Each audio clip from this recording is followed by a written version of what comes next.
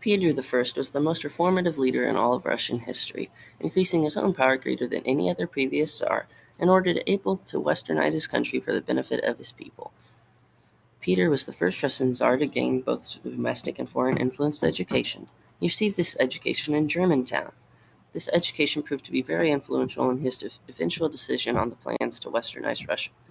Landowning nobles or boyars played a key role in the implementation of Western ideals into Russian culture. However, the nobles only worked in these positions after getting confirmation that they would keep their land. While the boyars were doing their tasks set by Peter, their serfs were working on building canals, roads, and weapons. The city of St. Petersburg was designed under the influence of Peter, hence the name St. Peter's City. The city was the Russian equivalent of the Palace of Versailles. The city became Peter's symbol of his reforms that were implemented during his reign.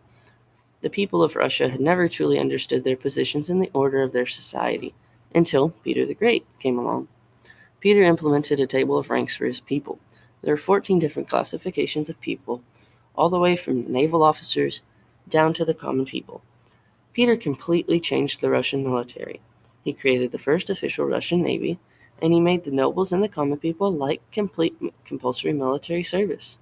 Peter then decided that the Russian goal would be conquest rather than defense in order to expand Russian borders.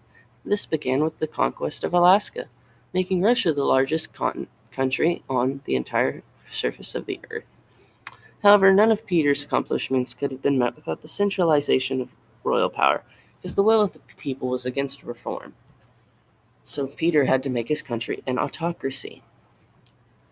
Peter the First was such a great leader because of his reforms. Pyotr Romanov was turned into the historical Peter the Great because of his reforms to his country of Russia.